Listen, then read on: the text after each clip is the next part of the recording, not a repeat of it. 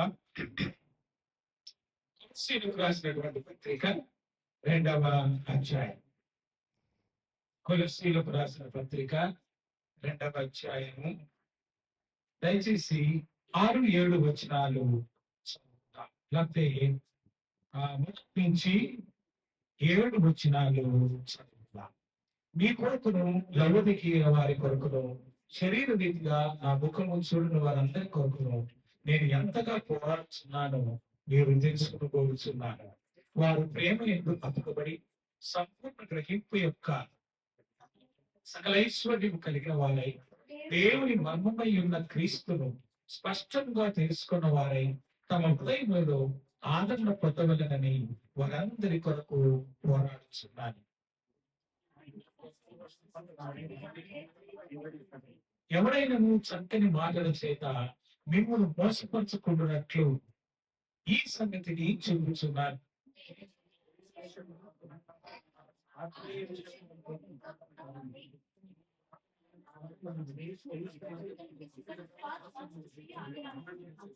కావున మీరు ప్రభువైన క్రీస్తు యేసును అంగీకరించిన విధముగా ఆయన యందు వేరుపారిన వారై ఇంటి వలె కట్టబడుచు మీరు నేర్చుకున్న ప్రకారముగా విశ్వాసమందు స్థిరపరచబడుతూ కృతజ్ఞతాస్తుతులు చెల్లించుట యందు విస్తరించుచు ఆయన యందు నడుచుకోబడి ప్రార్థన చేసుకున్నాం. పరిశుద్ధుడును నిత్య నివాసైన మా పరలోకపు తండ్రి, నీ పరిశుద్ధ నామానికి స్తోత్రములు. ఆయన ఇంతకు మనందరినీ సజీవంగా ఉంచినందుకు స్తోత్రాలు. పాటలో మీరు చేసిన సహాయాన్ని బట్టి నీకు స్తోత్రాలు. మీరు మైప్రదీంగా నమ్మచున్నాం. మీ వాక్యం మేము ధ్యానించినట్లుగా అందరితో మీరు మాట్లాడండి. మీ వాక్యం వెలుగులో మమ్మల్ని నడిపించండి. ఆత్మీయ సత్యములను బోధించండి. దాసునైన అన్ని సులభాలను వరకు చేసుకొని ఆశ్రమం నుంచి మీ దయగల వర్తమానం మాకు అందించుకొని మీరే మహిమ ఘనత ప్రభావం పొందవలసిందిగా కోరుకుంటుంది. యేసు క్రీస్తు నామమున ప్రార్థిస్తున్నాను తండ్రి, ఆమేన్. చదవండి వాక్య భాగంలో ప్రియులారా, అపోస్తలుడైన పౌలు కొలస్సీ సంఘానికి రాస్తూ ఈ విధంగా చెప్తున్నాడు. ఏంటంటే, మీరు మీ యోగ్యమైన ప్రవర్తనను క్రీస్తునందుల మీ స్థిర విశ్వాసమును చూచి ఆనందించుచున్నారు. కనుక ఈ లవోదికీయ సంఘము ఈ యొక్క ఎంతో శ్రమ పడుతున్నట్లుగా కొలస్సీయులకు రాసిన పత్రికలో చెప్తూ అతను ఏమంటాడంటే విశ్వాసం గురించి మాట్లాడుతూ ఉంటున్నాడు.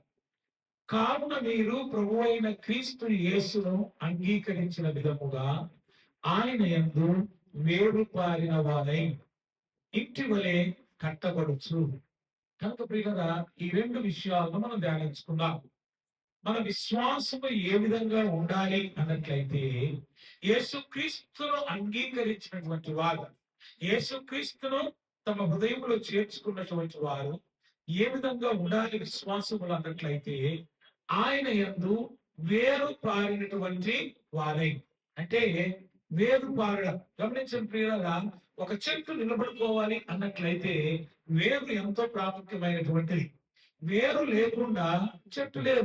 మొదట వేరు వస్తుంది, దాని చతవాటనే మొక్కలనేవి మొలుస్తూ ఉంటాయి. కనుక ఆ వేరు అనేది దాంట్లో కూడా మరి మొట్టమొదటిగా ఒక తల్లి వేరు అనేది వస్తుంది. ఆ తల్లి వేరు భూమి లోపలికి వెళ్తూ ఉంటది. దాని తరువాత పిల్ల వేర్లు వస్తాయి, గుర్తుపెట్టుకోండి. దాని తరువాత చిన్న చిన్న వేర్లు వస్తూ ఉంటాయి. మరి ఈ తల్లి వేరు ఏం చేస్తుందంటే, భూమిలో ఎక్కడైతే తడి ఉంటున్నదో అక్కడికి వెళ్ళి ఆ తడిని పీల్చుకొని ఆ యొక్క మొక్కకు పంపుతూ ఉండగా ఈ పిల్ల వేర్లు ఏమవుతాయంటే భూమిలో అటు ఇటు ప్రాక్కుని వెళ్తాయి. ప్రాక్కుని వెళ్ళినప్పుడే ఆ మొక్క నిలబడగలుగుతుంది. లేనట్లయితే ఆ మొక్క నిలబడుటకు ఆస్కారం లేదు. ఎందుకంటే ఏ గాలి వచ్చినా ఏ నీరు తగిలినా అవి పడిపోతాయి, పొంగిపోతాయి. కనుకనే ఈ తల్లి వేరు ఏం చేస్తుందంటే భూమిలో ఎక్కడైతే తడి దొరుకుతుందో అంత లోపలికి తల్లి వేరు వెళ్తూ ఆ వెళ్ళేది కాకుండా ఆ యొక్క నీటిని ఆ తల్లి వేరు ఏం చేస్తుందంటే పైకి పంపుతూ ఉండగా ఆ పిల్ల వేర్లు బలపడి మొక్క అనేది ఎదిగడానికి సహాయపడుతుంది. ఇది అందుకంటే వేరు పారిన వారై అంటే దాని యొక్క భావం ఏమిటి అన్నట్లయితే, ఆ యొక్క వేర్లు ఏ విధంగా అయితే తడి నీటితో బలపడుతూ ఉంటాయో అదే విధంగా మన విశ్వాసం అనేది ఉండాలి అని చెప్తుంటున్నాడు. మన విశ్వాసాన్ని ఒక వేరు పారిన వారితో పోల్చి ఉంటున్నాడు.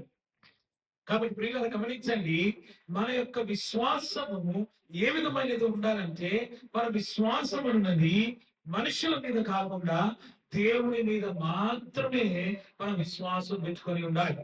అనేక సార్లు మనం ఏం చేస్తూ ఉంటామంటే, మన యొక్క జీవితాలలో మన విశ్వాసము ఇతరుల మీద పెట్టుకొని ఉంటాం. మరి రకరకాల వ్యక్తుల మీద పెట్టుకొని ఉంటాం. కొంతమంది స్నేహితుల మీద పెట్టుకుంటారు, కొంతమంది బంధువుల మీద పెట్టుకుంటారు, కొంతమంది తమకి ఇష్టమైన వారి మీద తమ విశ్వాసాన్ని పెట్టుకుంటారు. కానీ పిల్లలు గమనించండి, అయితే దేవుని అందరి విశ్వాసం వేరే, మనుషుల మీద ఉన్నటువంటి విశ్వాసం కూడా వేరుగా ఉంటుంది. కాకపోతే దేవుని అందరి విశ్వాసం ఎలా ఉండాలి అంటే, ఆయన మీద మాత్రమే మన విశ్వాసం ఉండాలి. అది ఎలాంటి విశ్వాసం అంటే, ఆ మొట్టమొదటిగా పుట్టే ఆ తల్లి వేరు ఉంటుంది చూసారా, ఆ వేరు ఏ విధంగా అయితే నీటిని తాకే చోటుకి వెళ్తుందో అదే రీతిగా విశ్వాసులమైన మనము కూడా, దేవుడు మనము కూడా దేవుని మీదనే మన విశ్వాసాన్ని కట్టుకోవాలి. మన విశ్వాసం అప్పుడు బలమైనదిగా ఉంటుంది. కాబట్టి పిల్లల దేవుని బిడ్డలను గమనించండి. మరి ఈ విశ్వాసము మనలో ఎట్లా వస్తుంది అంటే, వినుట వలన విశ్వాసం కలుగుతుందండి. దేవుని వాక్యము వినుట వలన, దేవుని వాక్యము చదువుట వలన, అది హృదయంలో భద్రము చేసుకోవటం వలన నీ యొక్క వేరు అనేది ఎల్లప్పుడూ నీటితో తడిచి ఉండాలి. వేరు ఎండిపోయిందంటే మొక్క ఎండిపోతుంది. ఒకటి గమనించండి, వేరు ఎండిపోకుండా ఉండాలంటే నీళ్లు చాలా అవసరమై ఉంటున్నాయి. ఆత్మీయ జీవితంలో కూడా, నీ ఆత్మీయమైనటువంటి జీవితంలో విశ్వాసంలో నువ్వు బలపడాలన్నా, విశ్వాసంలో నువ్వు స్థిరపడాలన్నా, విశ్వాసంలో నువ్వు ఎదగాలన్నా, నీకు ఆ యొక్క దేవుని అందరి నమ్మకము, విశ్వాసము చాలా ప్రాముఖ్యమై ఉంటున్నది. ఆ వేరనేది యేసయ్య మీదనే మనము పెట్టుకొని ఉండాలి. అప్పుడు మన విశ్వాసంలో మనము బలపడే వారంగా ఉంటాం. అందుకని కీర్తనకారుడు మాట రాస్తాడు. పిల్లల దేవుని పిల్లల మొదటి అధ్యాయము, కీర్తనలు మొదటి అధ్యాయము, విశ్వాసంలో ఉన్నటువంటి వారు, దేవుని అందరి భయం కలిగినటువంటి వారు ఏ విధంగా ఉంటారన్నట్లయితే మొదటి అధ్యాయంలో చదువుకుందాం. దుష్టుల ఆలోచన చొప్పున నడవక, పాపుల మార్గమున నిలవక, అపహాసములు కూర్చున్న చోట్లను కూర్చుండక, యెహోవా ధర్మశాస్త్రమునకు ఆనందించు దివారాత్రము దాన్ని ధ్యానించువాడు ధన్యుడు. అతడు నీటి కాలువల యోరను నాటబడినదై ఆకు వాడక తన కాలమందు ఫలమిచ్చు చెట్టు వలెనుండును. అతడు చేయునదంతయు సఫలం. ఇది ప్రాముఖ్యమైనది. ఏంటట? దుష్టుల ఆలోచన చొప్పున నడవక, పాపుల మార్గమున నిలువక, అపహాసకులు కూర్చున్న చోటను కూర్చుండక. ఈ మూడు విషయాలు గమనించాలి.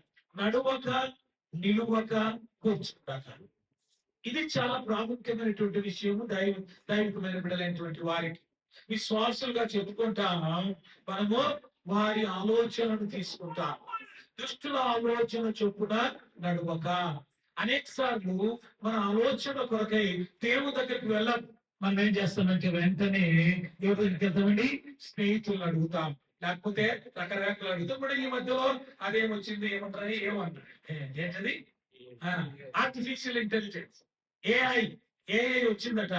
దాన్ని ఏది అడిగితే అది కిటకటకటకటగా చెప్పేస్తుందట. కనుక ఆ విధంగా ఆర్టిఫిషియల్ మీద, అంటే ప్రకృతి సంబంధమైన వాటి మీద మనము ఆధారపడుతూ, కృత్రిమమైన వాటి మీద మనము ఆధారపడుతూ ఉంటాం. దేవుడైనటువంటి వాడు ఉన్నాడు, ఆయన ద్వారానే మనము పొందుకోగలగాలి అనేది మనము మర్చిపోతూ ఉంటాం. కాబట్టి ప్రియులారా, దైవ బిడ్డలారా, ఈ సాయంకాల సమయంలో ఒకసారి మనల్ని మనము పరీక్షించుకుందాం. మనము దుష్టుల ఆలోచన చొప్పున నడుస్తున్నామా, లేక దేవుని ఆలోచన చొప్పున నడుస్తూ ఉంటున్నామా? అదేవిధంగా పాపుల మార్గమున నిలువక. చాలా సార్లు గుమిగూడు ఉంటారండి, అర్థమవుతుందా? గుమిగూడు ఉంటారు, అర్థమవుతుందా? కొట్లాటలు జరుగుతుంటాయి, జగడాలు జరుగుతూ ఉంటాయి. అక్కడ మనం ఏం చేసేది ఉండదు, కానీ వాళ్ళ దగ్గర నిలబడుకొని వాళ్ళు మాట్లాడే మాటలు వింటూ ఉంటాం. వాళ్ళు మాట్లాడే మాటలు మనము చేస్తూ ఉంటాం. కాబట్టి పిల్లలారా, దేవుని బిడ్డలారా గమనించండి. విశ్వాసమైనటువంటి వాడు అలాంటి వాటికి దూరంగా ఉండాలి. అంతేకాకుండా అపహాసకులు కూర్చుండు చోటను కూర్చుండగా. కనుక అపహాసకు, ఎగతాళి చేసేవారు, గేలి చేసేవారు, తక్కువగా మాట్లాడేవారు, దేవుడంటే వ్యతిరేకంగా మాట్లాడేవారు, అలాంటి వారి యొక్క మనము కూర్చోబట అనున్నది ఇక్కడ రాస్తుంది. అపహాసకులు అంటే వారు ఎప్పుడు ఎగతాళి చేసేవారు. వారు ఎప్పుడు కూడా ఏం చేస్తుంటారండి? ఇతరులను తక్కువ అంచనా వేసి మాట్లాడుతూ ఉంటారు. ఈ మధ్య మనం చూస్తూ ఉంటున్నాం యూట్యూబ్లలో. అర్థమైందా? కేవలం మనుషులు కాదండి, దేవుడి మీద మరి తక్కువగా మాట్లాడే, తక్కువ అంచనాలు వేసి మాట్లాడే వారిని మనం చూస్తూ ఉంటున్నాం. కాబట్టి ప్రియులారా, దేవుడు అలాంటి వారితో మనం మాట్లాడకూడదు. అర్థమైందా? బైబిల్ గ్రంథం చెప్తూ ఉంటున్నది. అలాంటి వారితో ఒకసారి చెప్పాలా, 2 సార్లు చెప్పాలి. వినకపోయినట్లయితే వాడిని వదిలివేయమని దేవుని యొక్క వాక్యము సెలవిస్తూ ఉంటున్నది. కాబట్టి పిల్లరా, దేవుని బిడ్డారా, ఇలాంటి వారు ఏం చేస్తారంట? యెహోవా ధర్మశాస్త్రమునందు ఆనందించుచు దివారాత్రములు దాన్ని ధ్యానించువాడు ధన్యుడు. అతడు ఎలా ఉంటాడంటే, నీటి కాలువల ఎవరను నాటబడిన వాడే, ఆకు వాడక తన కాలమందు ఫలమిచ్చు చెట్టు వలె ఉంటాడు. కాబట్టి పిల్లరా, ఆకు వాడని స్థితి రావాలంటే వేరుకు నీరు అనేది చాలా ప్రాముఖ్యం. ఆ నీరు అనేది కింద లేకపోయినట్లయితే ఆకులు వాడిపోతాయి. కనుక మన విశ్వాసం కూడా ఆ విధంగానే ఉండాలి. ఆకులు వాడకుండా ఉండాలన్నా, ఫలములు ఫలించాలన్నా నీరు లేకుండా ఏ చెట్టు కూడా ఫలించదు, పూత పూయదు, ఫలములు రావు. అందుకే యేసుక్రీస్తు వారు యోహాను సువార్త 15వ అధ్యాయం, యోహాను సువార్త 15వ అధ్యాయంలో ఒక చక్కని మాటను చెప్తాడు. ఇందా చూడండి, 15వ అధ్యాయంలో 5వ వచనాన్ని చదువుకుందాం. ద్రాక్షావల్లిని నేను, తీగలు మీరు. ఎవడు నా యందు నిలిచిందులో, నేను ఎవరి యందు నిలిచిందులో ఫలించును. నాకు వేరుగా ఉండి మీరేమీ చేయలేరు. 6వ వచనం చదువుకుందాం. ఎవడైనను నా యందు నిలిచి ఉండని యెడల వాడు తీగ వలె బయట పారవేయబడి ఎండుకో, మనుషులు అట్టి వాటిని పోగు చేసి అగ్నిలో పారవేతురు, అవి కాలిపో. కాబట్టి బిడ్డలా గమనించండి, దేవుని బిడ్డలైనటువంటి వారికి ప్రభు చెప్పేసి ఏంటంటే, ఇక్కడ అంటాడు, ద్రాక్షావల్లిని నేను, తీగలు మీరు. కాబట్టి పిల్లలా, ఎవడు నా యందు నిలిచి ఉంటుందో, నేను ఎవరి యందు నిలిచి ఉంటుందో వాడేం చేస్తాడంట? గొప్ప ఫలించు. అంటే ఇక్కడ కింది భాగంలో ప్రభు అంటాడు, నాకు వేరుగా ఉండి మీరేమీ చేయలేరు. దేవుని యందు లేకుండా, క్రీస్తు యందు విశ్వాసము లేకుండా చాలా మంది ఈ దినాల్లో జీవిస్తూ ఉంటారు.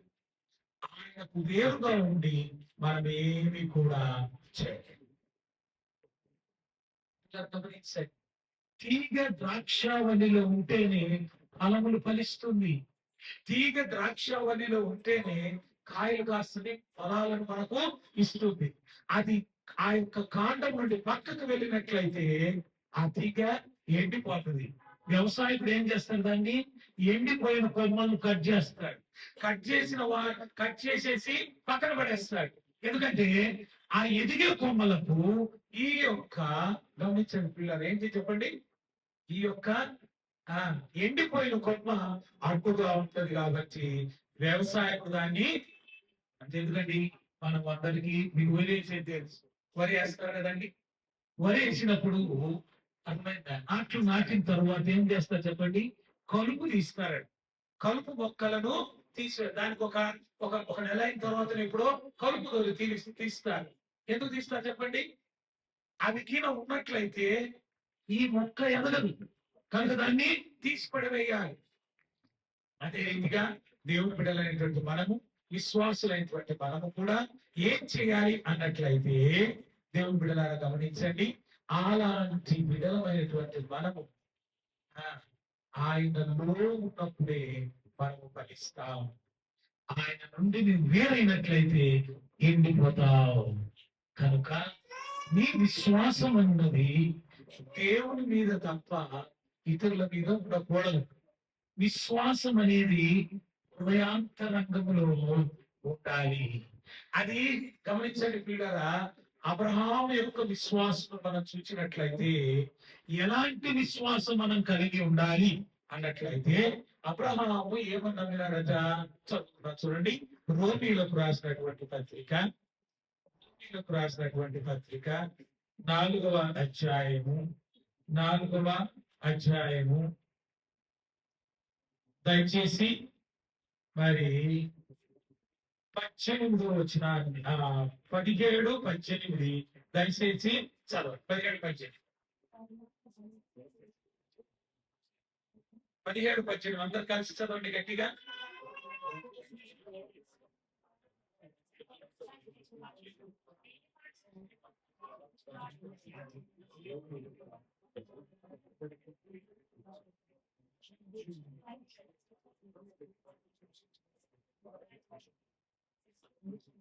కనుక ఇక్కడ అబ్రహాం ఏమని నమ్మినాడంటే 4వ అధ్యాయము 17, 18 నమ్మినట్లయితే తాను విశ్వసించిన దేవుడి ఎదుట అనగా మృతులను సజీవులుగా చేయువాడు, లేని వాటిని ఉన్నట్టుగా పిలిచేవాడు ఆయన దేవుని ఎదుట మనకందరికీ తండ్రి అయి ఉన్నాడు. ఇది గురించి నిన్ను అనేక జనములకు తండ్రినిగా నియమించితిని అని రాయబడింది. ఇది అబ్రహాం యొక్క విశ్వాసం. ఏమన్నాడట? మృతులను సజీవులుగా పిలిచేవాడని. రెండవది ఏంటండి? లేని వాటిని ఉన్నట్టుగా పిలిచే దేవుడని నమ్మినాడు. అబ్రహాము ఎవరండి?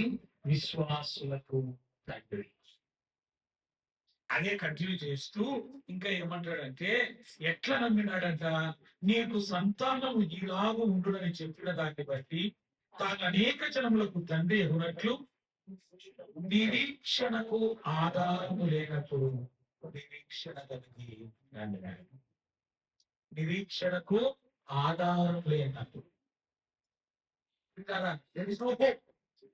ఎందుకంటే వారి యొక్క జీవితం మనం చూసినట్లయితే అబ్రహాముకు 100 సంవత్సరాలు, శారాకు 90 సంవత్సరాలు, అయినా గాని నిరీక్షణ కలిగి నమ్మినాడు. నిరీక్షణ ప్రభు చెప్పిన మాట. అందుకే వాగ్దానము చేసిన దేవుడు నమ్మదగిన దేవుడు. వాగ్దానముల నుంచి ఆయన నెరవేర్చేటువంటి దేవుడు. నిరీక్షణకు ఆధారం లేనప్పుడు నిరీక్షణ కలిగి నమ్మడమే విశ్వాసము. విశ్వాసం అన్నది హెబ్రీయులకు రాసిన పత్రిక 11వ అధ్యాయము, హెబ్రీయులకు రాసిన పత్రిక 11వ అధ్యాయంలో ఈ విధంగా రాయబడుతున్నది. ఏమిటి అన్నట్లయితే వీళ్ళని గమనించండి. విశ్వాసం అన్నది నిరీక్షింపబడు వాడి యొక్క నిత్య స్వరూపమును అదృశ్యమైనవి వినబడకు ఉన్నది. కాబట్టి పిల్లలు గమనించండి. విశ్వాసం అనేది ఎట్లాంటట? నిరీక్షింపబడు వాటి యొక్క నిజ స్వరూపం ఎదురుగా ఉంటదండి. ఇక నీళ్ళు ఉన్నాయి, అర్థమవుతుందా? దీని కొరకు నేను విశ్వాసం పెట్టుకోవాల్సిన పని లేదు. నేను ఎదురుగా ఉన్నాయి. నాకు దాహమైనప్పుడు, నాకు ఇదైనప్పుడు నేనేం చేస్తాను? నీళ్ళు తాగుతాను. నీళ్ళే లేవనుకో, మనం కాదు. పిల్లరా, దేవుని పిల్లరా గమనించండి. అలాంటి సమయంలో విశ్వాసం కలిగి ఖచ్చితంగా నీళ్లు దేవుడు ఇస్తాడు అనేటువంటి నమ్మకం కలిగినప్పుడు దేవుని బిడ్డలారా ఇశ్రాయేలును కూడా ఆ విధంగా చేసినారు. ఆ యొక్క మారా అనే స్థలానికి వచ్చిన తర్వాత పిల్లలు దేవుని బిడ్డలు గమనించండి. ఆ యొక్క చేదు నీరు వారికి దొరికింది. ఈ నీరు తెచ్చి మమ్మల్ని ఇక్కడ చంపేస్తున్నావు, మోస మీద సడిగినారు, మోస మీద ఒరిగినారు. దేవుని బిడ్డలు గమనించండి. అయితే ఆ నీళ్లను దేవుడు మధురంగా మార్చినాడు. మరలా వారికి దాహమైనప్పుడల్లా ఎవరి మీద? మోసే మీద సనిగేటువంటి వాడు. అప్పుడు ప్రభు అన్నాడు, నువ్వు నాకెందుకు మొదలుపెడతావు? నీ దగ్గర చేతిలో కర్ర ఉంది కదా, నువ్వు తీసుకుని బండను తాకించమన్నాడు. అయితే నిరీక్షణకు ఆధారం లేనప్పుడు వారు అరణ్యంలో ప్రయాణం చేస్తుంటున్నారు, ఎడారిలో ప్రయాణం చేస్తుంటున్నారు. అలాంటి సమయంలో వారికి ఏం కలిగిందండి? నిరీక్షణకు ఆధారము లేనప్పుడు దేవుడు నిరీక్షణ ఇచ్చి ఏమిచ్చాడు? వారికి నీటిని ఇచ్చాడు. మనం అనుకుంటూ ఉండవచ్చునేమో, ఈ ఎట్లా వస్తాయి నీళ్ళు ఇక్కడ? పిల్లరా, దేవునికి అసాధ్యమైంది ఏది కూడా లేదు. ఆయన ఎడారిలో నీటి కుక్కను పుట్టించినాడు. ఎవరికి? హాగరు. అర్థమవుతుందా? అక్కడ నీటి కుక్కను సృష్టించినటువంటి దేవుడు ఆయన. బంట నుండి నీళ్లను పంపించగలిగినటువంటి దేవుడు. కనుక ప్రియులారా, దైవమైన బిడ్డలారా, ఈ సాయంకాల సమయంలో అది విశ్వాసం అంటే ఏమి లేనప్పుడు అన్ని మనం కోల్పోయినప్పుడు, ఇక నాకు ఆధారం ఏది లేదన్నప్పుడు దేవుని యందు విశ్వసించడమే నిజమైనటువంటి విశ్వాసం. నిరీక్షణకు ఆధారం లేనప్పుడు నిరీక్షణ కలిగి నమ్మినాడు ఎవరు? అబ్రహాం. కనుకనే పిల్లల దేవుని బిడ్డలు గమనించండి, ఆయనకు 100వ సంవత్సరంలో కుమారుడైన ఇస్సాకు జన్మించి ఉంటున్నాడు. మరి విశ్వాసమునకు మరి ఇంకోటి స్వభావం ఉండాలి. ఏం చెప్పండి? కనిపెట్టే స్వభావం ఉండాలి. విశ్వాసం ఉంది, మంచిదే. అయితే నీకేముండాలా? ఓపిక ఉండాలి, ఉండాలి. పిల్లలు గమనించండి, అబ్రహామునకు 75 సంవత్సరములప్పుడు దేవుడు ప్రత్యక్షమై నీకు సంతానం అనుగ్రహిస్తాడు అన్నాడు. పిల్లలు దేవుడు బిడ్డలు గమనించండి, అది కాక 12వ అధ్యాయంలో మనం చదివితే తెలుస్తుంది. కనుక ఆ సమయంలో దేవుడు ఆయనకు వాగ్దానం ఇచ్చినాడు. అయితే కుమారుని ఇచ్చింది ఎప్పుడండి? 30వ సంవత్సరం ఇచ్చింది. ఎన్ని సంవత్సరాలు? 25 సంవత్సరాలు దేవుని కొరకు కనిపెట్టుకున్నాడు. ఏమన్నాడు? వాగ్దానము చేసిన దేవుడు నమ్మదగిన వాడు, ఆయన ఖచ్చితంగా నెరవేరుస్తాడు. అట్టి విశ్వాసం కలిగినాడు ఎవరు? అబ్రహాం. పక్కనే దేవుడు ఏం చేసినాడండి తెలుగునవా? వీళ్ళగా ఆయనకు ఇస్సాకు ద్వారా ఇశ్రాయేలు ఆయన యొక్క సంతానమును అభివృద్ధి చేసి ఉంటున్నాడు. అప్పుడు పిల్లలు గమనించండి, అది విశ్వాసం అంటే. విశ్వాసం అంటే ఎదురుగుండేది. చాలా సార్లు మనం శారీరకంగా ఆలోచన చేస్తాం. మన డబ్బులు రావాలండి, ప్రార్థన చేయండి అని అంటారు. వస్తాయని నీకు తెలుసు, ఏదో ఒక రోజు వచ్చి పడతాయి నీ దగ్గర. అవునా కాదు? దాని కొరకు మనం ప్రార్థన చేయాల్సిన పని లేదు. అవునా కాదు? దాని ప్రాసెస్ అని తీసుకుంటుంది. చాలా మంది ఏం చేస్తారంటే ఈ లోన్ సప్లై చేస్తూ ఉంటారు. లోన్ సప్లై చేసినప్పుడు ఏం చేస్తారంటే ప్రాసెస్ అనేది ఉంటుంది. అవునా కాదా? ప్రాసెస్ అనేది ఉంటది, అవన్నీ కావాలండి. అవి అయిన తర్వాత ఆటోమేటిక్ గా లోన్ వచ్చేస్తుంది. నీవు లోన్ శాంక్షన్ చేసేస్తా లేదని కాదు. అయితే ఏమీ లేనప్పుడు విశ్వసించడమే, నిరీక్షించడమే విశ్వాసం. ఏమీ లేనప్పుడు, ఏ ఆధారం లేనప్పుడు, ఏ సపోర్ట్ లేనప్పుడు విశ్వసించడమే ముఖ్యమైనటువంటి విషయం. కాబట్టి పిల్లలు గమనించండి, ఎందుకంటే ఆయన నమ్మిన దేవుడు ఎలాంటి వాడు? నమ్మదగిన దేవుడు. కాబట్టి మాట ఇచ్చి నెరవేర్చే దేవుడు. పిల్లగా దేవుడు పిల్లగా గమనించండి, దేవుని యొక్క వాక్యంలో మనం గిడ చూసినట్లయితే దేవుని యొక్క వాక్యంలో అనేక సార్లు మనము చూస్తూ ఉంటామండి. ఆయన మాట ఇచ్చినాడంటే ఆయన ఖచ్చితంగా నెరవేర్చలేదు. కనుక అట్టి విశ్వాసము మనకు ఉండాలి, అట్టి నమ్మకము మనలో కలిగి ఉండాలి. ఆ విశ్వాసం అనున్నది అది ఏ విధముగా మనకు తెలియజేస్తుంది అన్నట్లయితే, అది మనలో ఉండే విశ్వాసాన్ని బట్టి మనము దాన్ని గ్రహించుకోవాలి. అందుకే మరి సంఖ్యాకాండము 23వ అధ్యాయము, సంఖ్యాకాండము 23వ అధ్యాయము 19, 20 వచనాలు చదువుకుంటానండి. నేను 19వ వచనాన్ని చదువుకుంటాను. దేవుడు అబద్ధమాడుటకు ఆయన మానవుడు కాదు, పశ్చాత్తాపడుటకు ఆయన నరపుత్రుడు కాదు. ఆయన చెప్పి చేయకుండా, ఆయన మాట ఇచ్చి స్థాపించకుండా. ఆయన చెప్పినాడంటే ఖచ్చితంగా చేస్తాడు. ఆయన మాట ఇచ్చినాడంటే దాన్ని మన జీవితంలో నెరవేరుస్తాడు.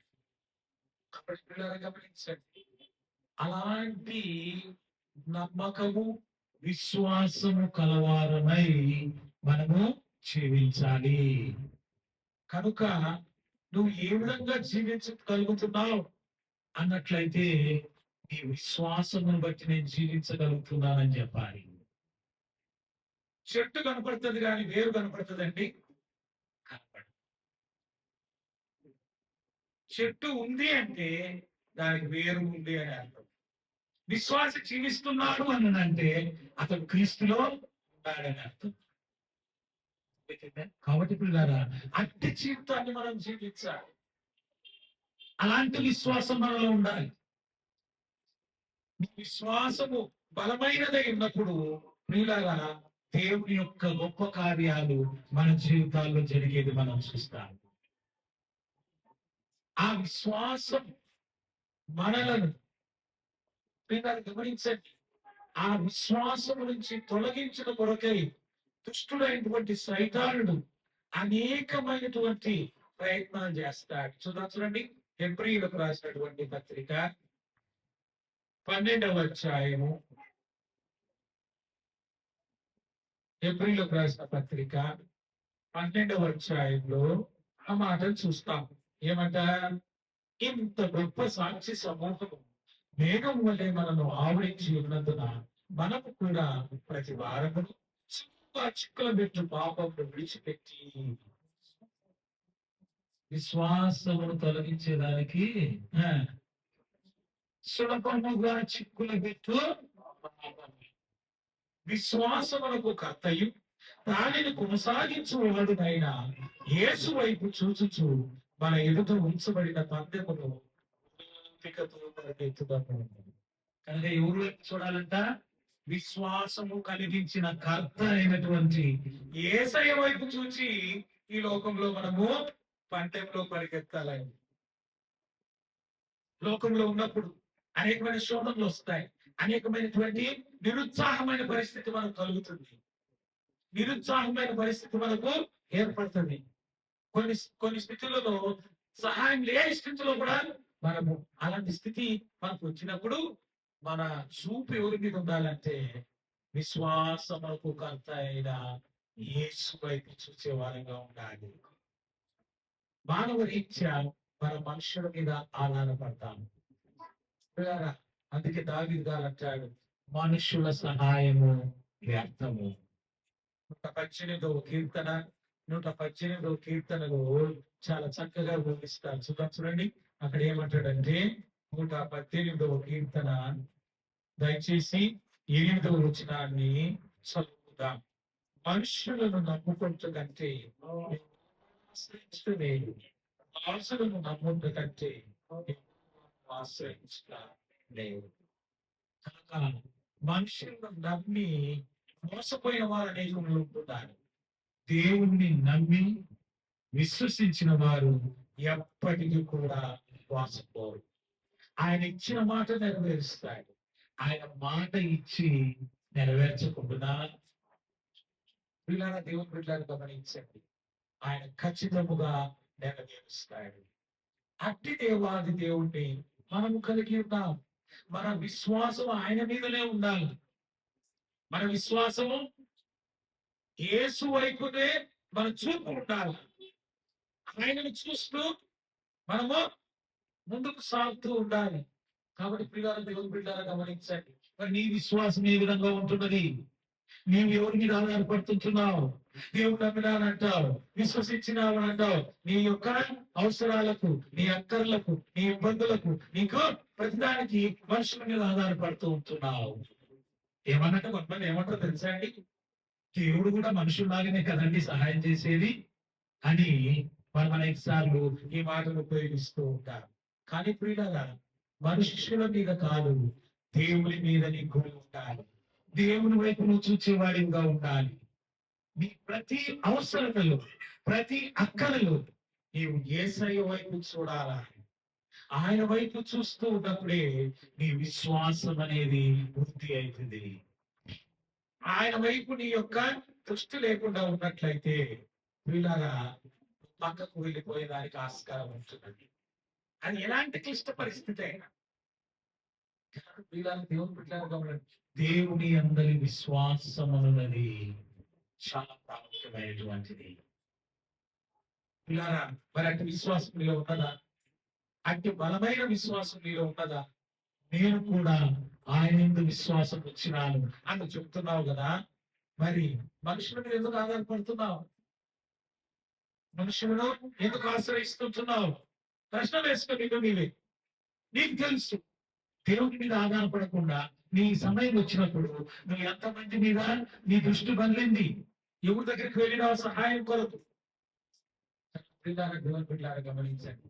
దేవుని యొద్దకు రా, ఆయన సన్నిధికి రా. అది నీ సమస్య అయినా, అది నీ ఇబ్బంది అయినా, నీ ఆరోగ్య పరిస్థితి అయినా, లేక ఆర్థిక పరమైన ఇబ్బంది అయినా, కుటుంబ ఇబ్బంది అయినా, ఏ పరిస్థితి అయినా కానీ చెంతకు రా. ఆయన ఎదుట విశ్వాసంతో ప్రార్థన చేయి. ప్రభువా, నీవు ఖచ్చితంగా చేయటకు సామర్థ్యం గల దేవుడు. నాకు నిరీక్షణకు ఆధారం లేదు ప్రభువా. ఏదైనా ఎవరైనా చేస్తారనే నిరీక్షణ కూడా నాకు లేదు. కనుక నిన్ను విశ్వసించిన నీవు ఒక్కడి మాత్రమే నీవు చేయగలవు. తప్పి కదా దేవుని బిడ్డలారా గమనించారు. అందుకే యేసు ప్రభువు వారు కూడా ఈ లోకంలో ఉన్నప్పుడు ఏమన్నాడంటే, అని మనుషులకు అసాధ్యమే, దేవునికి సమస్తము సాధ్యమే. కనుక విశ్వాసంతో దేవుని అడిగినప్పుడు దేవుడు తన కార్యములను మనలో జరిగిస్తాడు. విశ్వాసంతో మనం దేవుని ప్రార్థించినప్పుడు వీళ్ళ గమనించండి, వేరే నిరీక్షణ పెట్టుకోకుండా, వేరే వాటి మీద మన దృష్టి పెట్టుకోకుండా, వేరే వాటి మీద మన యొక్క చూపును చూపకుండా, మన మనస్సులో వాటి మీద పెట్టుకోకుండా, ప్రభువా నాకు వేరే మార్గమే లేదయ్యా, నువ్వే నాకు మార్గము, నువ్వే నాకు సహాయం చేయని మనం ఎప్పుడైతే ప్రార్థన చేసి విశ్వాసంతో అడుగుతామో అప్పుడు దేవుడు ఏం చేస్తాడంటే ఖచ్చితంగా నీ విశ్వాసమును బట్టి ఇస్తాడు. ఇంకో మాట చెప్పుకోవాలంటే యేసు ప్రభు దగ్గరికి లోకంలో ఉన్నప్పుడు అనేక మంది వచ్చినారు. గమనించదు పిల్లరా, అనేక మంది వచ్చినారు. ఆ యొక్క మరి రక్తస్రావం గల స్త్రీ ఆయన దగ్గరకు వచ్చింది. ఎలా వచ్చిందండి? ఆమె 12 సంవత్సరాల నుంచి తన యొక్క డబ్బుని వ్యక్తం చేసుకున్నది.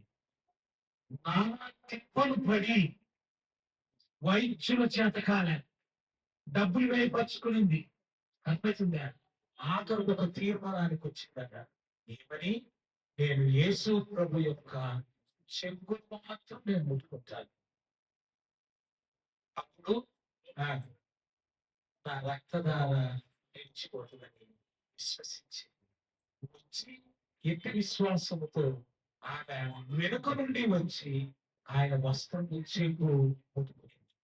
అప్పుడు ప్రభావము యేసు ప్రభుల నుండి ఆమెలోనికి వెళ్ళిపోయింది. ప్రభావం వెళ్ళగానే ఇలా జరిగిన విషయం ఏంటి?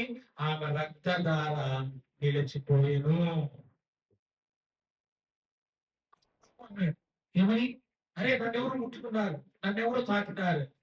శిష్యులు అంటారు, అయ్యా ఇంతమంది మీద పడుతున్నారు కనుక ఎవరో ఒకరు తాగింటనో ప్రభావం నాలో నుండి వెళ్ళిపోయింది అన్నాడు. అప్పుడు ఆమె భయపడి వచ్చి తనకు జరిగినదంతా తెలియజేసిన తర్వాత జరిగింది ఏంటండి? యేసు ప్రభు ఏమన్నారు చెప్పు? కుమారి, ధైర్యం తెచ్చు, విశ్వాసము నీలో గమనించండి. అది విశ్వాసం అంటే. ఆధారం లేదు.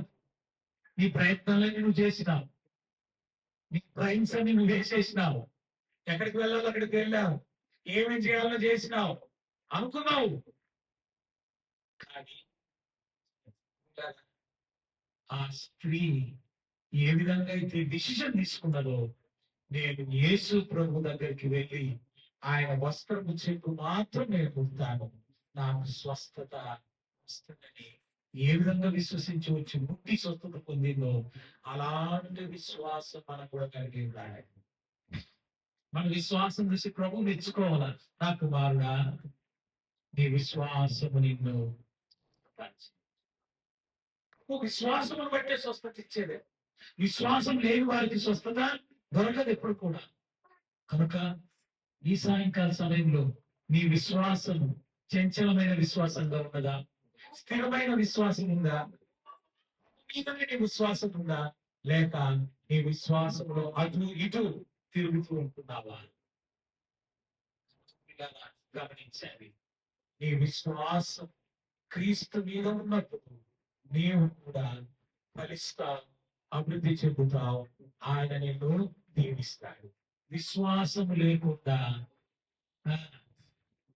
ఎవరు పిల్లలు గమనించండి, దేవుణ్ణి చూడలేదు.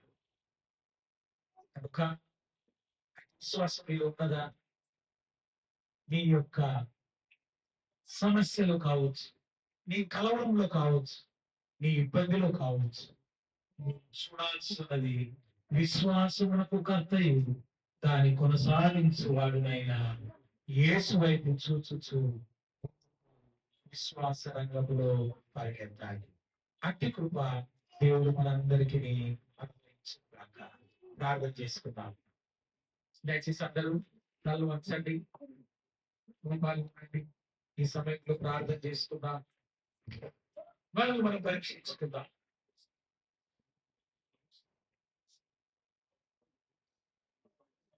నేను కూడా క్రైస్తవుడని, నేను కూడా దేవుని బిడ్డని, కానీ నాకు విశ్వాసము సన్నగిల్లిపోతూ ఉంటున్నది. విశ్వాసము సన్నగిల్లిపోతుంటున్నది అని అనుకుంటున్నావా? నీ యొక్క దృష్టి మనుషుల వైపు వెళ్తున్నదా? దేవుని వైపు చూడు.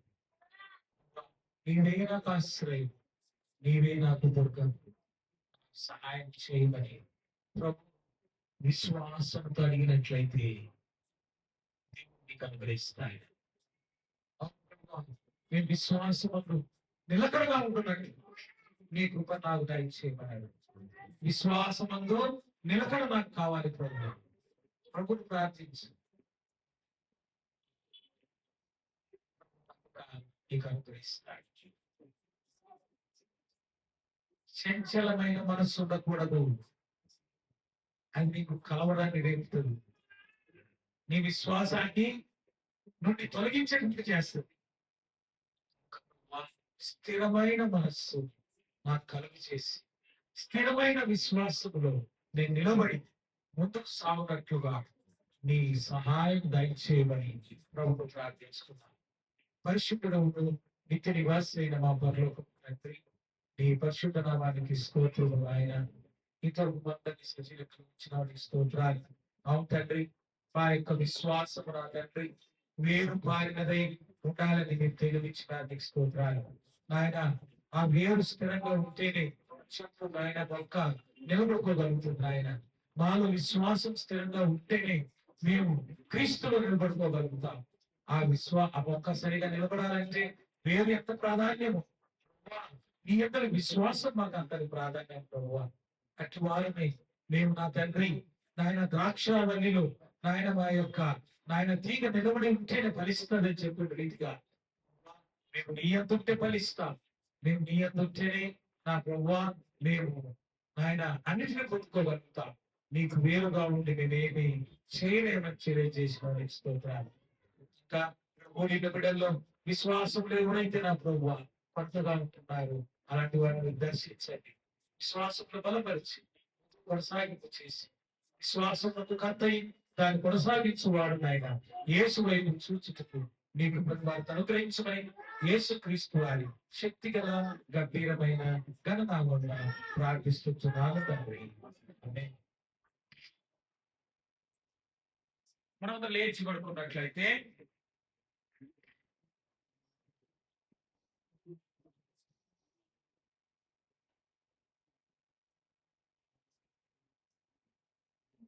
చిన్న పాటల పుస్తకంలో పాడుకుంటా.